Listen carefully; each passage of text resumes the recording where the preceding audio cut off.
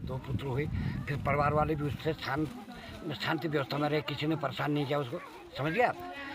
तो जब ये बात होगी तो उसके बाद उसने गांव वालों को कहा था, शिव जी ने वो जोगी के रूप में कि तुम जाओ गांव वालों को बताना वहाँ पर जाना। तो गांव वाला है, बोलो तुम अब तो कोई कुदाल लेके कोई कुछ लेके जाओ। तो यहाँ पर अभी ये सीढ़ी बनी है ना, तो यहाँ पर पहले उनने यहाँ पर खोदा था। अच्छा। हाँ, खोदने के बाद फिर जब जैसे वो अंदर को आए तो अपना आप ही ये पहाड़ खो गया, अपना आप ही फट गया, समझ गया। तो अंदर गए तो देखा यहाँ साक्षात शिव मूर्ति है। अभी आपने फर्शों में देखा, लोग जा रहे थे, वो कर रहे थे, लेकिन उसमें भूगर वालों ने जो आए थे उन लोगों ने उसमें कहा यार इतना वो नहीं है करके यहाँ से मंदिर वो ले भी गए थे लिंग को तोड़, और यहाँ सारे लिंग आपको अंदर मिले। तो इसका ऐसी कहानी है। बाकी कभी आपको अगर लंबी कहानी करनी हो तो हम आपको बता देंगे। बिल्कुल बाबा जी। समझ गए। ये गुप्त वास्तु से शिव पुराण के अंदर ये कथा कहानी है, जिसमें वो जो भस्मासुर था ना, तो भस्मासुर ने शिव की तपस्या की, शिव जी से उसने भस्म कंकड़ मांगा, लेकिन वो उसको विश्वास नहीं हुआ।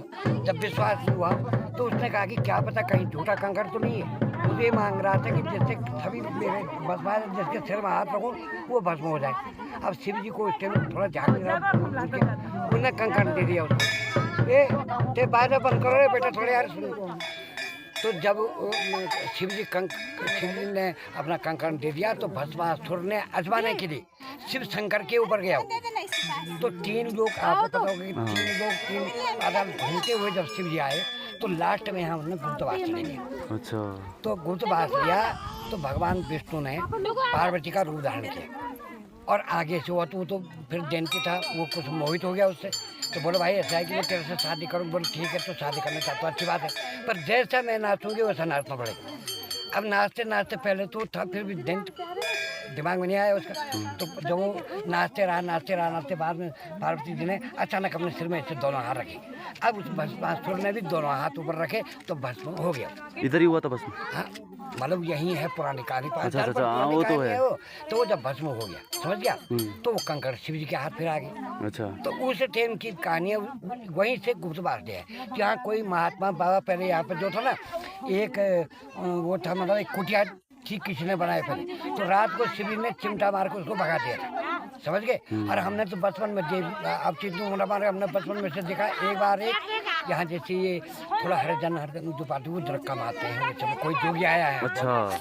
तो जब जोगी आया ना यहाँ, तो बच्चे से छोटे में आ जाता हूँ, तो यहाँ ये ऊपर दो द्वार हैं, यहाँ पर तो नाग खड़ा हो गया।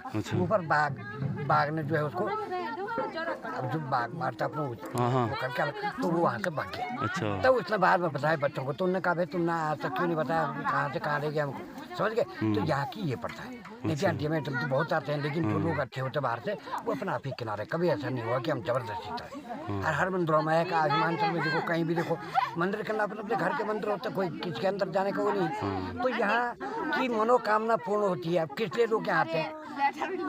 नौकरी के लिए, रोजगार के, समझ गए। तो बच्चा है विवाह के लिए, जिसकी शादी नहीं हो रही, बच्चे जिनके बच्चे नहीं होते, उनके लिए यहाँ चतुर्दशी का व्रत धारण किया जाता है। फिर वो जैसे 18 महीने का वो व्रत लेकर उसी बीच उनको फल मिल गया, ठीक। नहीं तो 1-1.5 साल अगर हो भी गया तो अवश्य उनको यहाँ का फल मिलता है, समझ गए भैया। तो यहाँ इस मंदिर का ये बहुत विशेष महत्व है इसका। बहुत बढ़िया, समझ गए। हाँ बाबा जी। अरे हमारे गांव सैंजी में एक, और उसके बाल बच्चे नहीं थे, उसके बच्चे नहीं हुए, तो यहाँ आ गई। अच्छा। यहाँ पर लेट गई। अच्छा। तो शिव जी आए गुफा में से बाहर निकले, बोले ए बेटी तुम कैसे लेटी हैं यहाँ? बीच दीजिए। बोले महाराज मेरी संतान नहीं है, मेरी घर वाले ने मेरे को घर से निकाल दिया। बोले अच्छा तो जाओ, तुम्हारे 2 जुड़वे पुत्र हों। तो उसके 2 जुड़वे पुत्र हुए साल भर में, वहाँ पर से साल भर में उसके 2 अच्छा। हुए।